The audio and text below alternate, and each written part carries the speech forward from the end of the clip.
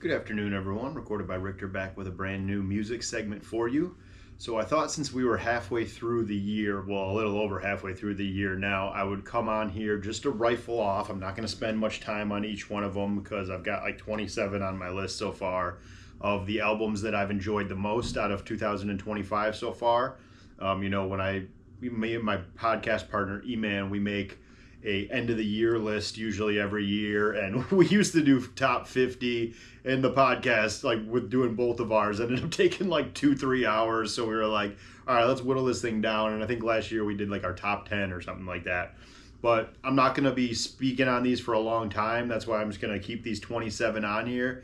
And this is basically to serve the purpose to where if you're like a family person or you just don't have time to be scouring the internets and the streaming services like I do, and you're looking for some new great music suggestions, I've got that here for you. And these aren't in any particular order. I haven't taken any time to, decipher where I think they stand amongst like a ranking system or anything like that. These are just 25 or 27 albums so far of 2025 that I'm really enjoying. So let's just get right into it so I don't waste any of your time. Number one, the return of the Clipse album, or the Clipse, I should say. Let God Sort 'Em Out, Malice, Pusha T. They have had just an incredible album after not being with us for 16 years. So I'm super ecstatic about this one. I've been listening to it like crazy. Just got the vinyl delivered recently, so that one is really dope. Another great hip hop album that came out just a couple weeks ago would be the new project from JID, God Does Like Ugly. Kind of similar in title a little bit to the Clipse one. But that's JID, J-I-D. People call him either or. He's on Dreamville's label with J. Cole. I think he's one of the most gifted MCs in the game. I think his pen game is crazy. His project from before this was the Never Story? That one, or the Forever Story. That one is incredible. That was one of my favorite projects of the year that it came out. Big fan. Number 3 is someone I just cut an entire project an entire piece on, and I have her album over there. That is Lotus by Little Simz. She's a London-based rapper and actor who just makes incredible work. She's been making music for 15 years now, since she was 16 years old, and she just puts out some of the most heartfelt, awesome, deep hip-hop music that I know of. Next one is another artist that I have made a full-length artist highlight video on, and that is Yukimi. She is also the lead singer of the electro Swedish pop band Little Dragon. She has her first solo album out this year, and that is called For You. And I think that that's just really some beautiful R&B influenced records, and I think she's just done a really incredible job. She actually is featured on the Little Simz album that I just talked about before that, and I think they just performed the song together at one of the music festivals that's going around right now, so I think that is pretty cool. Number 5, I have The Black Bolts by Tundi. And Tundi is one of the singers from TV on the Radio. He made a solo album this year, and I think it's also really, really strong. I think that he is one of the best rock stars of the 21st century. TV on the Radio specifically, his whole band. I just think that they have done some of the most compelling stuff in rock music, and I'm really happy to see them doing concerts again together. I think that they will hopefully use that as like some inspiration to get back into the studio and make another TV on the Radio album, because that would just be outstanding to me. And next we have McKinley Dixon, and he has an album called Magic Alive. It's actually right there, and he is just an incredible young rap artist who is influenced by so many different sounds. There's a lot of jazz influence, there's a lot of big band. I would call that a rap fusion album, quite honestly, because it's not just straightforward rap. The instrumentation on it is really beautiful, and I think that he did a wonderful job with that.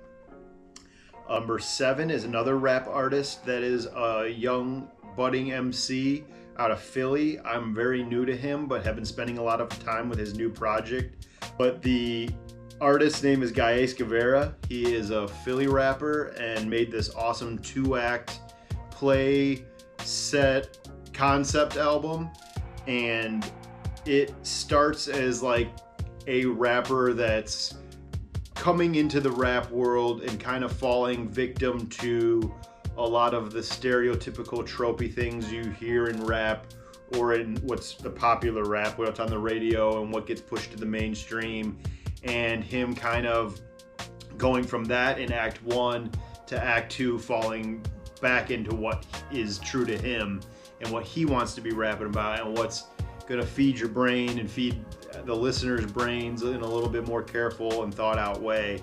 And I thought that they just did a great job with this, from the skits to the raps and the 2-act setting of it. I just thought it was great. Number 8, you have Vel 9, who is a West Coast rapper who I've also done a full-length artist highlight video on. Her new album is out, that's recent, that's called A Beautiful Day to Die. She does a great combination of rapping, her really gritty street raps that she does, and also a little bit of melodic elements in there. She has a pretty good singing voice, and so she does a lot of singing on a little bit of the hooks, and one of the tracks has like a little bit of a split rap sing thing going on. And then album number 9 is Detroit's own Bruiser Wolf with his album Potluck. Bruiser Wolf is part of the Bruiser Brigade, which is Danny Brown's little group, and they are incredible. All of them are having great years right now. It's awesome to see Bruiser on the rise like this.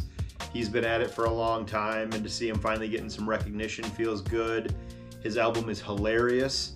I think that that's an underappreciated quality in music, is being funny in your raps. You know, everything doesn't have to be super serious all the time. It's good to laugh, and I think Bruiser Wolf just does a great job of that while serving gem on top of gem at the same time. So shout out to Bruiser. And staying in Detroit is another person I've done a full-length artist highlight video on, and that's my boy Jalen Frazier, All Love Until It's Not. He's got a couple of different projects out this year and is featured on a couple different projects so far. He was just featured on Bizarre from D12's newest album with Foul Mouth, and he's really got a bright future in my opinion. I think he's doing really great stuff with his pen.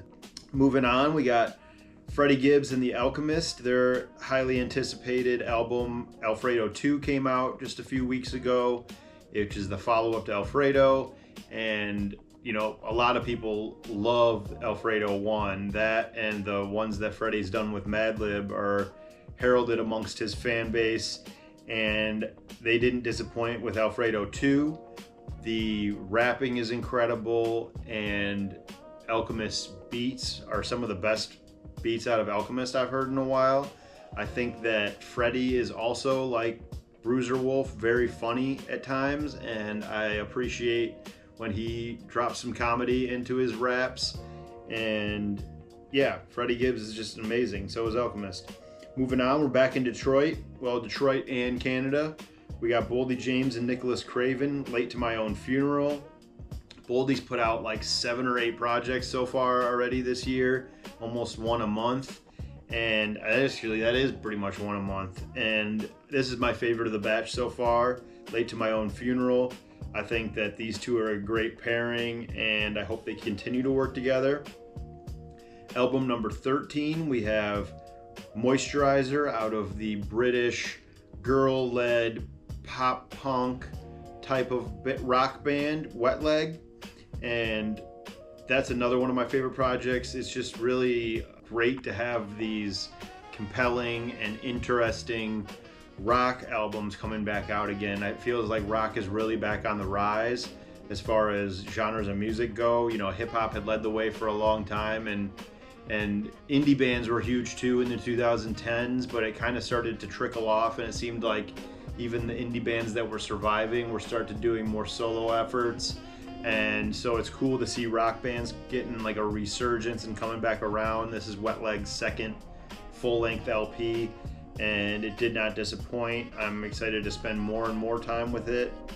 And then moving on to Don't Tap the Glass by Tyler, the Creator, which is his new dance-heavy hip-hop infused album that I think is more focused on the production than the lyricism on this one. You know, Tyler just had his deeply introspective Chromacopia last year that's not even a year old, and this is something he made on the road, and it kind of felt urgent to him. And even though he says it wasn't a concept album, I think there was the overall message and concept behind it being put your phones down and dance a little, like get out of your element and just have fun again. You know, he alluded to everyone is scared of becoming a meme, so everyone just kind of staring at their phones even when they're out in public, when, you know, dancing to music is one of the most healing things that we've had since the dawn of history. So that project is really strong to me. And then an album, I think it might have came out the same day, is Raekwon from Wu-Tang Clan has a new album out on Mass Appeal Records called The Emperor's New Clothes. As I've stated in several of these videos, Nas has just been doing awesome stuff with his label Mass Appeal. They put out the Slick Rick project, they put out this Raekwon one, and then on this Friday coming up, we have Ghostface Killah's Supreme Clientele Part 2 coming out, which is going to be incredible. Been waiting on that one for a while. He's been saying a lot of great stuff about it. Some of these records he said he's been holding on for 20 plus years, like just waiting for the time. And so that's really cool, and I'm excited about that. Number 16 is in an R&B space. We have Beloved by Giveon. I think Giveon is making some of the best R&B out right now. He has more of a classic styling to how he performs his R&B music. It reminds you kind of back when, you know, singers were real singers. You know, they didn't need any help from auto-tune or nothing like that. And I'm not saying that like all R&B artists do that, but there's definitely like a melodic wave happening where it's like sing rappy and some of it's not that impressively performed. And I think Giveon just gives incredible vocal performances on every song that he makes. And so I'm really into artists and singers that are naturally gifted and don't need the computer's help. Moving on, we have Duran Jones and the Indications, Flowers. Speaking of people that have just naturally incredible voices, a lot of these songs are led by Aaron Frazier, who has this high falsetto voice. And then the other one is Duran Jones. And they both kind of share singing responsibilities, lead singer responsibilities. And this album is just a really feel-good, great summertime, put on when you're chilling outside type of album. And it's just full of love songs and stuff like that. So I'm a big fan of these guys. And Aaron's got a great solo album too, so look out for that one. Number 18 is a rap artist who doesn't really do any of the media stuff, doesn't do much of like chasing Billboard or doing interviews, and he's just an awesome rapper that loves to rap. He's in it because he loves to rap, and that's Homeboy Sandman, Soli Dio Gloria. I've talked about it a couple times on my other videos, and I know about him from being a fan of Rosenberg and Ebro in the Mornings, or Hot 97's morning show, Ebro in the Morning.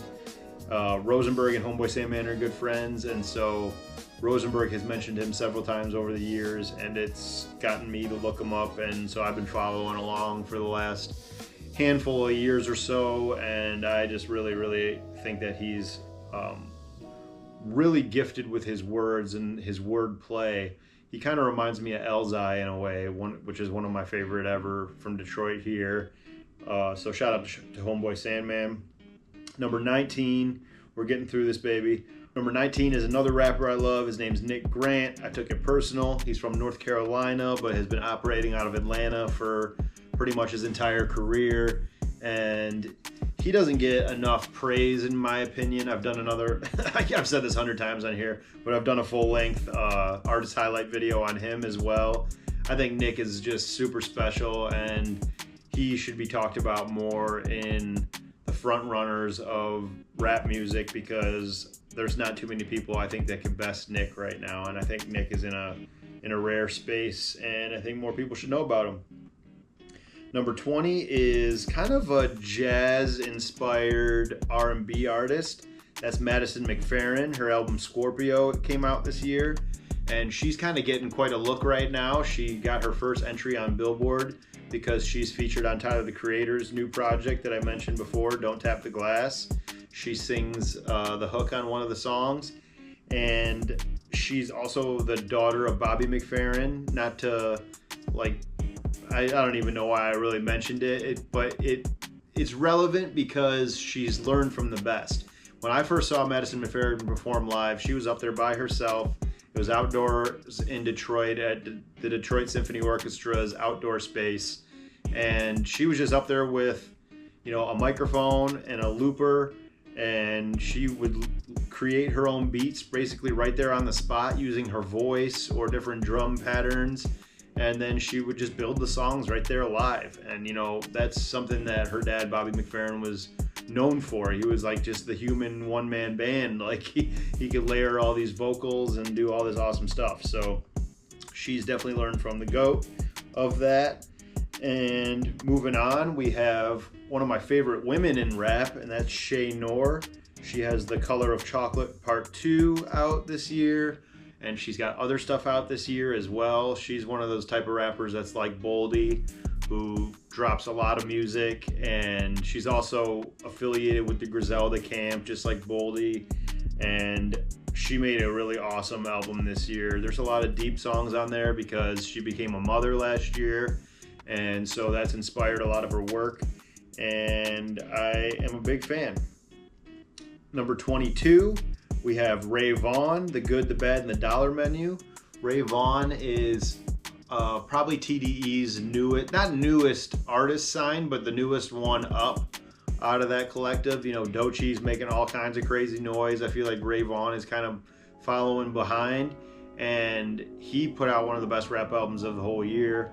The Good, the Bad, and the Dollar Menu is deeply introspective. There's a lot of very emotionally touching songs on there. Like, I really was moved by a lot of the songs on there, specifically the title track, and I just really hope that he continues to put out great stuff like this because I'm a big fan of what he's doing. Now, speaking of people that became a mother this year, Kali Uchis with Sincerely at number 23. She doesn't miss for me. Kali Uchis, every project is just delivered over and over again. Big fan of her. She is been around for a while. I think she was kind of hanging around like the Odd Future crew for a while and was like popular amongst their fan base, and has just gone on to just do one great album after another. And she had a kid last year with Don Toliver, and so a lot of that is what inspired this album, Sincerely. It has kind of like a calling back to like 50s, 60s style, like jazz inspired R&B music, so look out for that one. I'm almost done here. Number 24, we have the former MMG artist Stalley with Gamla Cryogatin. Stalley used to be on Rick Ross's label MMG, but he was only really there for one album, so I guess I don't even know why I led with MMG artist, because he's been off that label way longer than he was on it. I think he was only ever on it for like his debut album or whatever, but Stalley is just incredible, and there's incredible growth in this new project. It's also jazz-inspired hip-hop, and I love that kind of hip-hop.